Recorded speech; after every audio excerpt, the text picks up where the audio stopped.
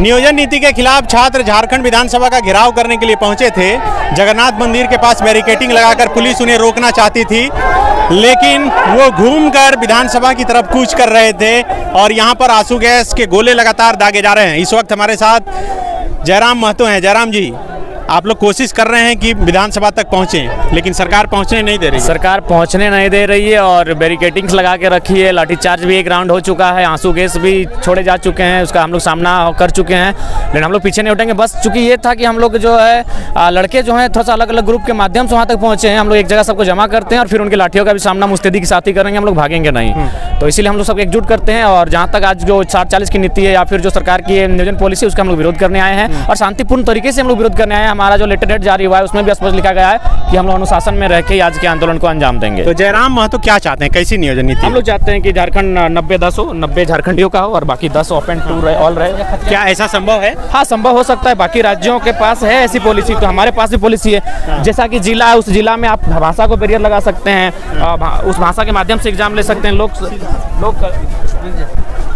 बहुत सारे विकल्प हैं। हम लोग टीम तो बैठे सरकार, हम लोग बहुत सारा आइडिया देंगे, लेकिन पिछले दिनों छात्रों का एक प्रतिनिधि मंडल मंत्री आलमगीर आलम से भी मिला था और मंत्री जी आश्वस्त किए थे कि वो छात्रों के साथ अन्याय नहीं होने देंगे। तो लेकिन फिर भी जो नोटिफिकेशन कल निकाला गया उससे साफ हुआ कि 2016 से पहले वाली ही नियोजन नीति सरकार ला रही है। तो क्या लग रहा है कि देख के रास्ता खराब है ना? ठीक है, बोलिए। देखिए, आखिर एक बात बताइए, अगर 60-40 उसमें भी आप हमको लगता है 50-50, तो 50-50 की अगर पॉलिसी आपको बनानी थी, राज्य क्यों बना है? ये राज्य आखिर बना क्यों है?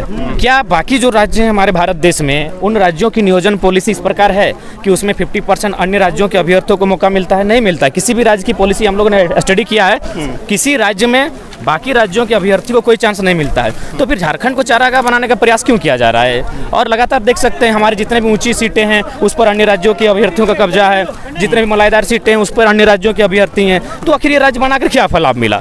यहाँ के बच्चे पढ़ेंगे, फिर एक दिन मजदूरी करेंगे, अन्य राज्यों में, प्रदेशों में चले जाएंगे, कोई विदेशों में चले जाएंगे। तो फिर ये राज्य बना क्यों है, किन के लिए बना है? हमारे इतने रक्त बहाकर, इतना शहादत देकर, मैंने हम लोग इतने संघर्ष के बाद ये राज्य बना है, तो किसके लिए राज्य बना है? तो इसीलिए पूरे भारत को नॉट अलाउड रहेगा, केवल झारखंड की नौकरियों में झारखंडियों का अधिकार मिले, हम लोग यही चाहते हैं। अच्छा, सरकार बोल रही है कि हम लोग अस्थायी तौर पर फिलहाल ये नियोजन नीति बनाए हैं, चूँकि खतियान के आधार पर स्थानीय नीति का जो प्रस्ताव है वो विधानसभा से भी पास करके भेज दिया गया है, उसके बाद बनाया जाएगा। फिलहाल नौकरी देने के लिए ये नियोजन नीति लगाई। ठीक है, नौकरी देने के लिए अगर आप लाए हैं तो सबसे पहले बात आप आवासीय को तो नेसेसरी कीजिए, आवासीय खतियान के आधार पर है, ये तो आप कर सकते हैं। ठीक है, आप डोमिसाइल पॉलिसी को नहीं लेकर आए हैं, लेकिन जाति आवासीय को आप लेकर आइए और स्टेटमेंट जारी कीजिए कि जाति पर आवासीय किसी प्रकार का फर्जी होता है तो उस अधिकारी को, सक्षम अधिकारी को दंडित किया जाएगा। उसके बाद जो लैंग्वेज है, जो परीक्षा लिया जाएगा, उस लैंग्वेज को प्राथमिकता दीजिए। अगर लैंग्वेज ही नहीं रहेगा आपका, आप स्थानीय लैंग्वेज को हटा दे रहे हैं, लोकेलिटी को हटा दे रहे हैं, भाषा साहित्य संस्कृति को हटा दे रहे हैं, तो फिर क्या फायदा है?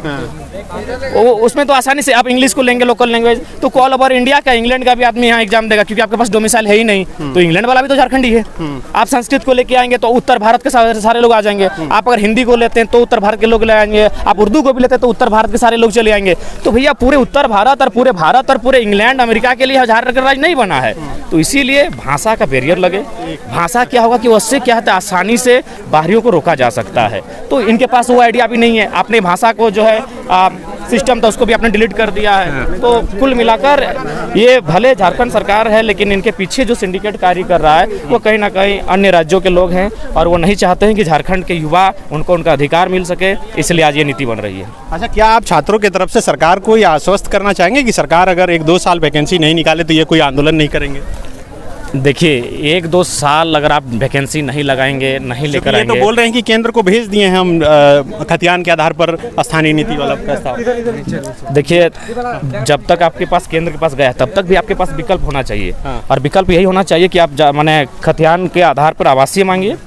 आवासीय तो सबका रहेगा ना, आवासीय को मांगिए और प्लस लोकल लैंग्वेज होना चाहिए। लोकल लैंग्वेज की प्राथमिकता रहे, जो भी परीक्षा ली जाएगी वो लोकल लैंग्वेज में ली जाए। हाँ, देख लो।